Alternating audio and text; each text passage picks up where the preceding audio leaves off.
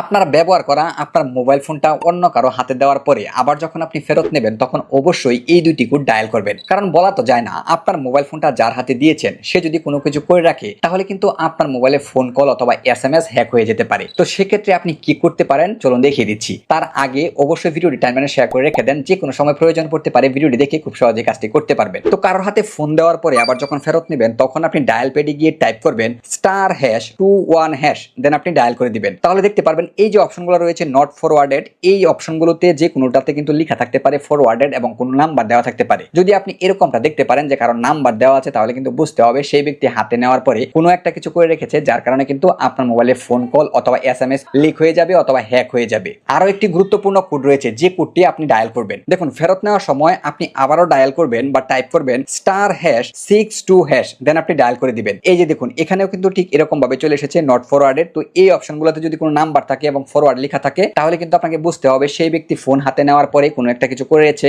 যার কারণে কিন্তু আপনার মোবাইলের যে কোনো কিছু যে কোনো সময় কিন্তু ফাঁস হয়ে যেতে পারে অথবা হ্যাক হতে পারে। ঠিক আছে, তো আপনি সেক্ষেত্রে কি করবেন? তো এরকম যদি আপনি দেখতে পারেন তাহলে অবশ্যই এগুলো আপনাকে বন্ধ করতে হবে। তো বন্ধ করার জন্য আপনি কি করবেন, আবারও আপনি ডায়াল প্যাডে চলে যাবেন এবং আপনাকে টাইপ করতে হবে #0002# দেন আপনি আবারও ডায়াল করে দিবেন। তাহলে দেখতে পাবেন এই যে দেখুন call forwarding erase was successful, অর্থাৎ সকল সার্ভিসগুলো কিন্তু বন্ধ হয়ে যাবে। তো অবশ্যই কারোর কাছে ফোন দেওয়ার পর যখন আপনি ফেরত নেবেন এই কোডগুলো বা এই দুটি গুরুত্বপূর্ণ কোড আপনাকে ডায়াল করে নিতে হবে।